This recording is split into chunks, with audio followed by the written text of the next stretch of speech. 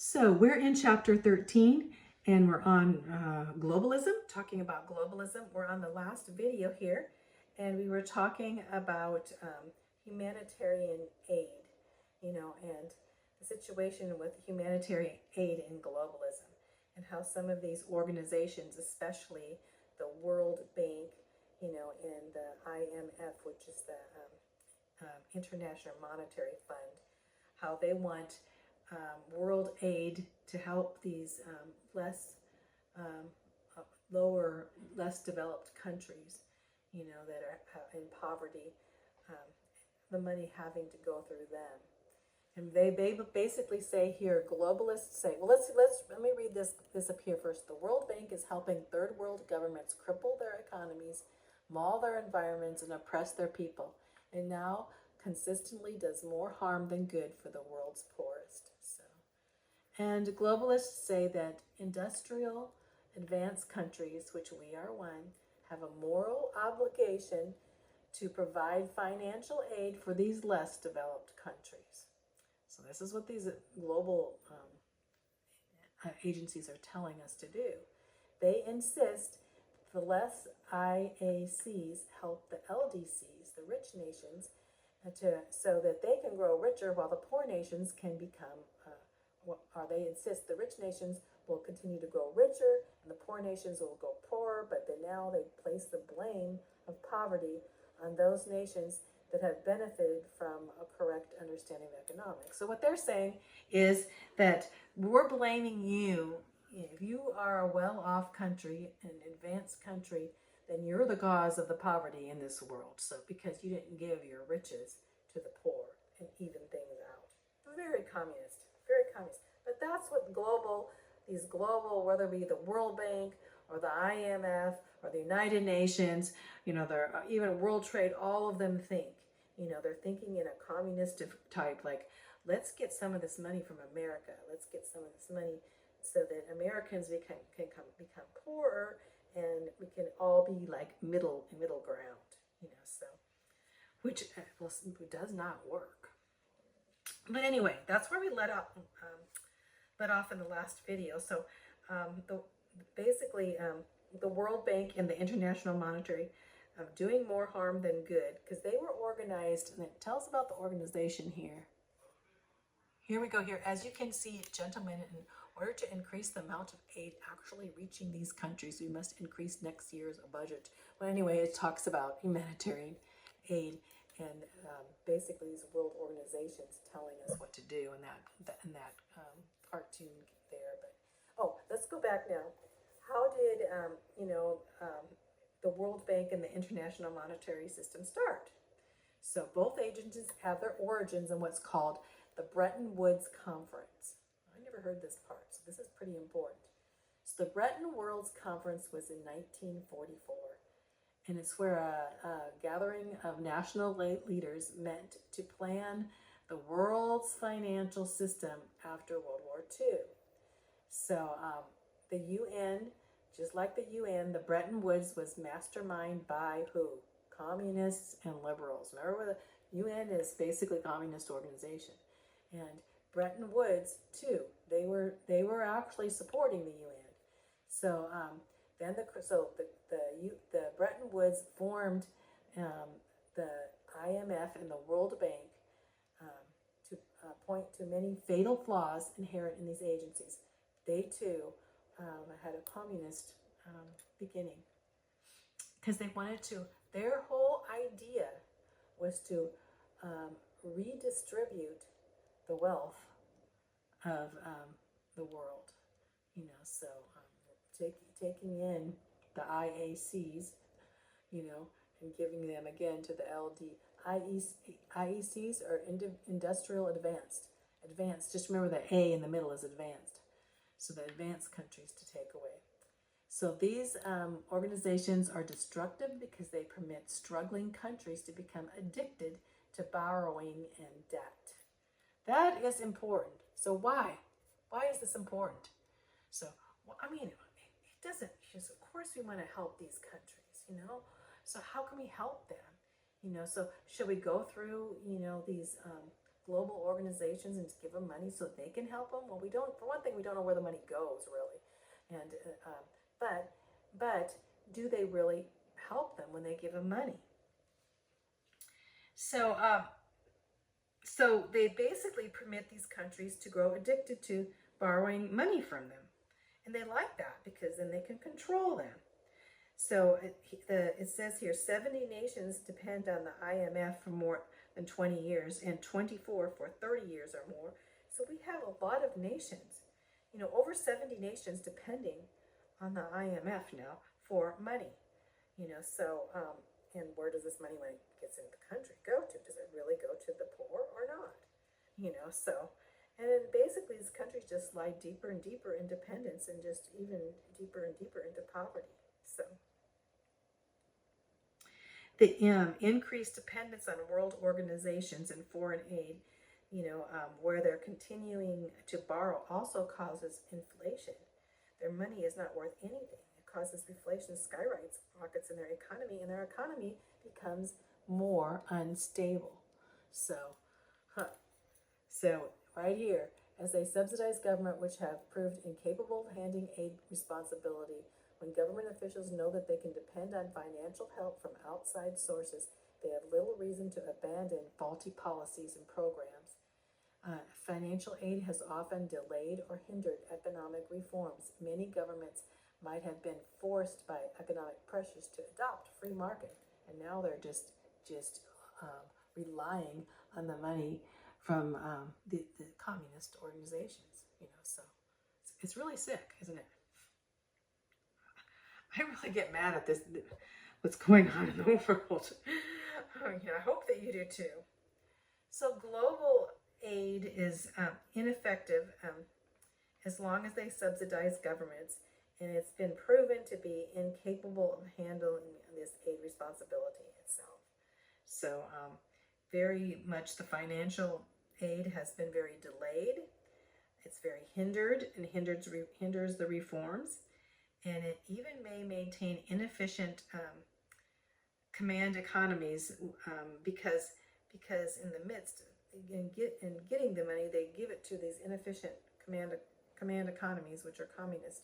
So they're giving aid to communist countries, and the money is not going to the people, but it's going to help the communist government. That's what they're saying. So it's like, okay, because giving money to these command economies is very horrible. So here they want America to give money to the global World Bank and the IMF, and then they give it to these communist countries that take in the money and don't even give it to the people. Yes, they do. So another gross thing. So financial aid organizations lack the accountability to anyone, so they have no accountability. We can't go and say, can we look at your books and see where you're giving? See where our money goes? No, we can't. So, they do not allow others to look over their books and records. And if they're really proud of their work, wouldn't they let us do that? But they don't, and what are we doing with billions of dollars, tax money from countries, and all these things going on? Nobody knows, right? They are completely inefficient. They have these huge bureaucracies, people hired to do all these things, and we pay them when we give money to them, right? So if Americans want to really help with poverty, we need to do so by private charities that have been shown effective. So how? My heart is going in. I went to a private charity called Village Care in Africa, and we went into all these African poverty-stricken villages, that were stricken with diseases such as AIDS, and HIV positive, and all these things in there. We brought in through our private organization, and to help the country rebuild themselves. So we brought in like sewing machines so they could learn how to sew. We brought in, how they could build their own villages and have sanitation. We taught them sanitation. We went in to teach them medical, safety, in the midst of what was causing diseases and everything. all of this important, not through the global organizations, through private, many times private Christian organizations going in to help countries is the best way ever. Especially because you're praying and bringing the gospel in the midst. So I know how to do this. You know why? Because I'm trusting in Jesus, and Jesus knows how to do it, right? That's what we need to say. So we can't depend on global organization for decisions of charity. They don't really know how to do charity in the gospel way, do they? So they don't, because they're human. They're human. You know, they boast of their humanity, and they boast of their socialism. You know, and that. So now let's go to the fourth section. That's enough for there. We can see how global organizations have been so hampering and not, not really not viable in standing for world peace or world market trade, and now we're going to go on to environmental concerns, the fourth area, environmental concerns. So we went through the trade, world peace, on to trying to help poverty, and now we're going on to environmentalism. We hear that a lot, don't we? So environmental issues, of course, threaten our world. We have big organizations that are global organizations, and these groups are like Greenpeace and the Sierra Club. They brag about them being global, and they have millions of members around the world. They claim that the global government is needed now to control the resources on our planet.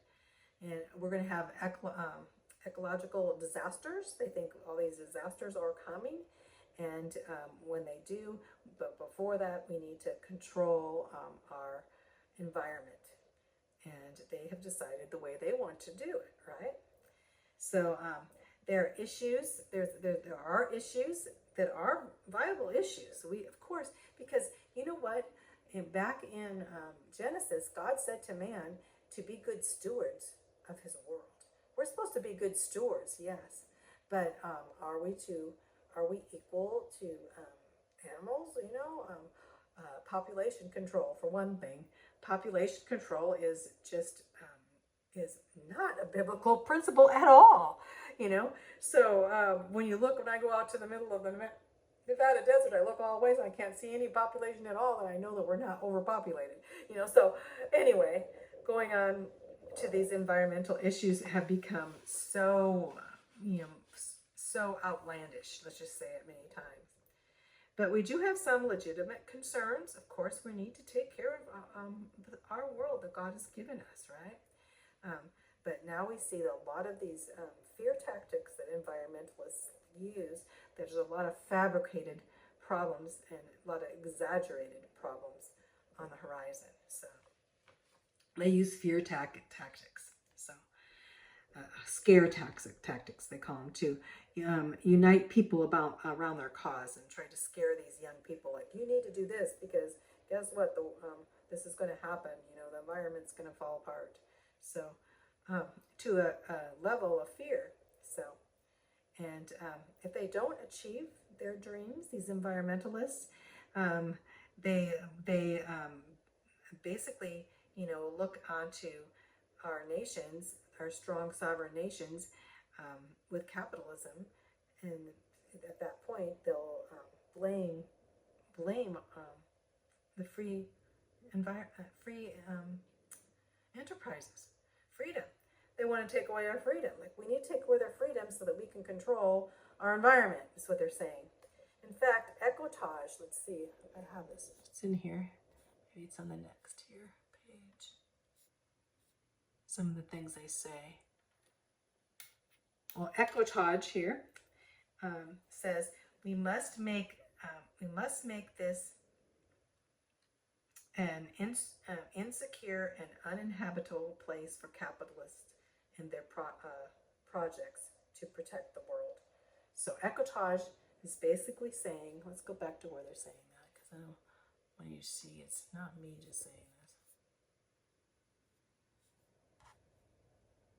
this. Ecotage, right here at the bottom, has said we must make this an insecure and uninhabitable place for capitalists and their projects. This is the best contribution we can make towards protecting the earth. They're saying, let's get rid of freedom, and then we can protect the earth because we'll control it. And according to Stanford University, a biologist says, we have already had too much economic growth in the United States. Economic growth in rich countries like ours is the disease, not the cure.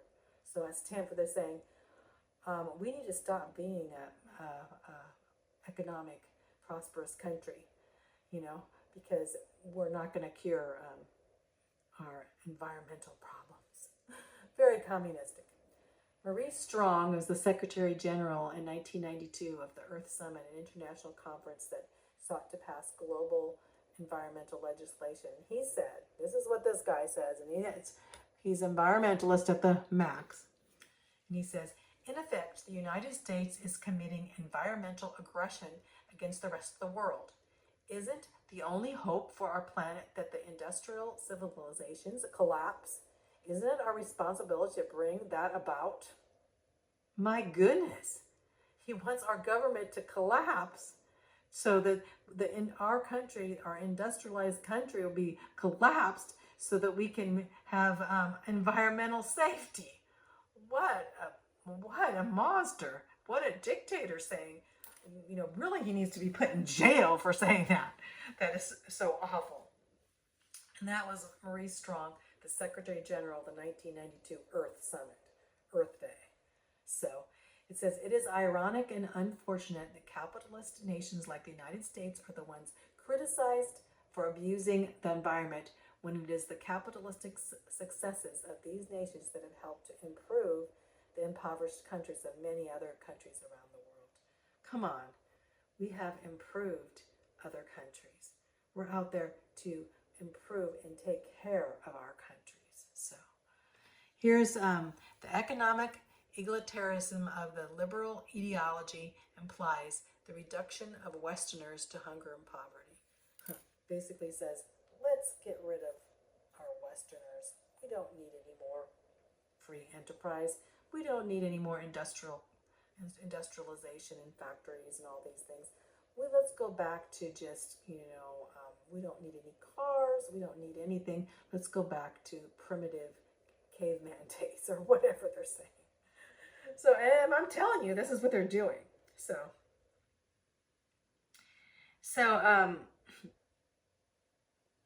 many of the crises on the environmental agenda are not supported by scientific evidence. So they're not supported. So they don't care if they're supported by scientific evidence. They believe in evolution. They do not care what science says. It says one of the environmental issues of recent years is global warming, which is not supported by science. Global warming is the belief that the general temperature of the Earth and its ocean is being warmed due to pollution and greenhouse gases onto the ozone layer and all this and everything. And now it's being proved that this is not true, that the Earth actually goes through cycles and has been going through cycles throughout history. We've had small ice ages and warming spells and everything. This has happened. It's not through so-called global warming. So global warming agenda comes through one way trying to put together this agenda is through the Kyoto Protocol. So what's the Kyoto Protocol? Well, the Kyoto Protocol basically is designed to require nations to buy allowances of carbon credits to decrease the CO2 and the greenhouse emissions. What? We have to buy our carbon credits. So basically we have enough carbon credits buying our of course they want our money, right, too. So we have to buy these carbon credits so we can only have so much carbon emitted by maybe our house or maybe our cars or maybe us. We want to get rid of us because we produce carbon dioxide. We take in oxygen and we produce carbon dioxide. And carbon dioxide, all of the plants of this whole world need carbon dioxide too. So what kind of agenda is this? You need to buy your carbon credits. That means, well, if you're going to have a few children, they all have produce carbon dioxide. You're going to have small families, or you can't have, farmers can't have cows because they put off carbon dioxide, or our cars, only one little electric car. So this is agendas that are going on, craziness. The global warming myth, basically, we know it's a myth now because we know through history that there's normal cycles on Earth, and who's in charge? And ultimately in charge is God. So the United States Conservation Foundation says that a global climate must be implemented even if there is no scientific evidence to back the greenhouse effect. That almost choked me. Saying, we don't care. You guys are talking about science, but the environmental conservation in America says, we don't care. Go ahead and talk about science. We don't care if there's no evidence to back the greenhouse effect. We still believe in it. Don't you hate that when, it's just like evolution. Evolution has been disproved, but they don't care about science anymore. They're going to believe it anyway because Satan, they're controlled by satanic powers, I guess. How else? So, the globalists control an agenda. They want to control our natural resources. They want to control our private industries. And they want to control our world economy. Another way, global control. Here it is down here. Due to the blizzard, Professor Green's lecture on global warming was indefinitely postponed because it was so cold. It was global warming, and then it's so cold that it was a blizzard and freezing that they couldn't. So, right there, it's saying, really. So also, here's a picture here too. These ovens used to cremate the bodies of Nazi victims serve as a silent reminder what can happen when people sacrifice freedom for economic security. That's really sad. Oh, I don't even want to look at those, huh? But anyway, going on in our book, then with the environmental concerns, they're best left to private enterprise than putting into a Kyoto, a global, the global communist agenda, trying to control nations and say, you guys need to all give us the money for climate control, and we'll show you how to do it. When they don't even believe in science, so, or they don't. For one thing, they don't believe in God, and then they don't even believe in true science that comes from God, right? So, anyway, there's been a lot of ecological nightmares, and one of them, of course, is Chernobyl, and that's where we had this nuclear plant explode by the Ukraine, and when it was under Russia and controlled and all that. And so we know there are some environmental disasters, and we need to be watchful of those things, of course. And we need to be, there's even in our technology, we need to have, think about even through private industries, like, okay, our industries are producing, poison, pollution in the air. Well, we need to be aware of those things too, but not to give a global, a global or communist agenda to any organization, So, but to know that we need to be good stewards. So it's not that saying that we can do anything we please, right? So let's go on to the conclusion. The conclusion. I hope you have a conclusion from this, because this has been quite a deal going through this chapter. So globalism threatens to rob us of our liberty or freedom. So we have to realize that. for which our forefathers fought and died for this freedom. They fought against, other countries controlling us, right? And so globalism will rob us of our freedom. So if we transfer our sovereign nation to global organizations that are controlled by elite few people, the result is going to be in a loss for American people. We're going to lose our free market. We're going to lose our personal freedom. And we have the most to lose.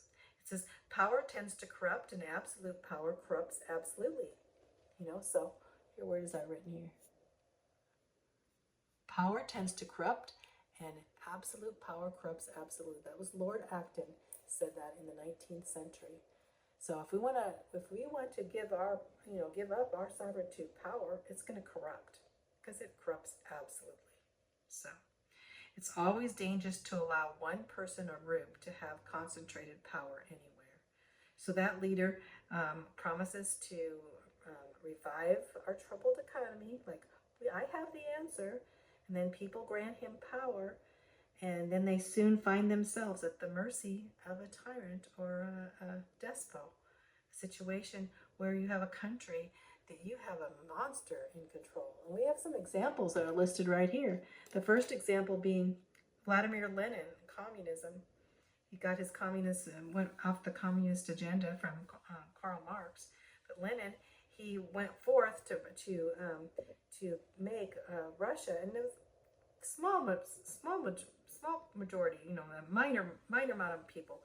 But he took that little group of anarchists that were communists and overcame the whole country in 1917, the Russian Bolsheviks, and supported, saying they're supporting we're just supporting the Russian workers and we're going to help the Russian economy. When they took over onto, Stalin afterwards, taking over from Lenin, monstrosities were done in Russia. 100 million people, tons of people killed and starved. Whole parts of Russia, Ukraine, the people were starved to death. You look at that and it will make you sick to your stomach. And then we have Adolf Hitler, and we know that right there.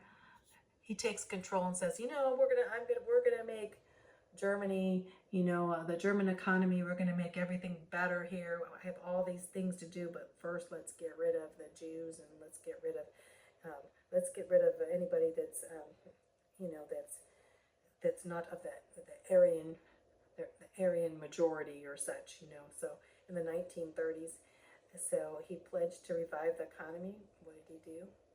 Killed millions of people, 6 million Jews, also 6 million Polish people too, not to mention, all of the handicapped people he killed too. So he didn't believe in handicap.